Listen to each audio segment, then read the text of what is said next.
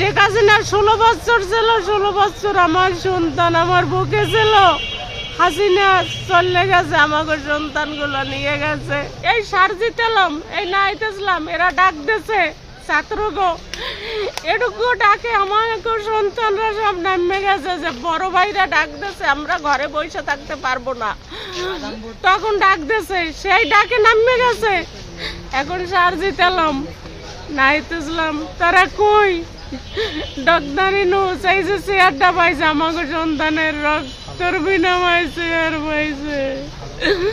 আমাকে শহীদ পরিবারের দিকে এখন আমরা 1 বছর হয়ে গেছে, যে কয়টা টাকা পাইছে আমরা কোনো মতে ঘর ভাড়া দিয়েছি, কোনো মতে খাইছি। আমার ছেলের একটা ডিম রেঁধে দিতাম, আমি ভালো কোনো বাজার করতে পারতাম না, ভালো মাছ খাওয়াইতে পারতাম না। তখন আমার বাবা মাঝে মাঝে বলতো, আম্মু আমার তো ডিম আর খাইতে ইচ্ছে করে না, তবে আমার একটা ডিম আপনি ভাজি পোস্ট করিয়ে দেন, রান্না করে দিতাম।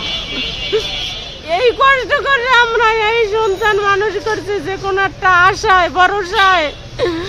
শেখ হাসিনার 16 বছর ছিল, 16 বছর আমার সন্তান আমার বুকে ছিল।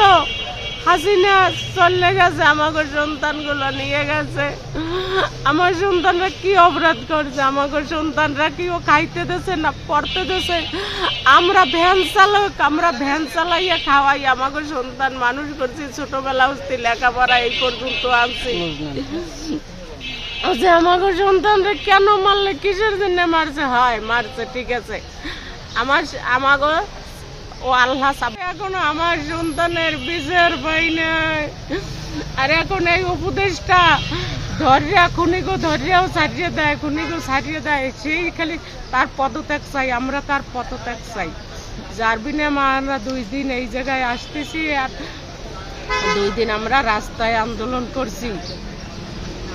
আমাকে সন্তানের বিচার চাই, হাসিনার ফাঁসি চাই, হাসিনার ফাঁসি চাই।